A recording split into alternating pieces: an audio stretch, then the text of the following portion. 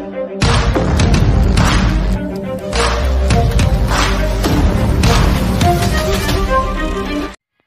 Friends नमस्कार मु आपको स्वागत करुच्ची मो YouTube channel RK cricket lover को। एडिलेड ओभाल ग्राउंड रे भारत एवं बांग्लादेश मध्य टी20 विश्वकप मैच खेला जाइथिला।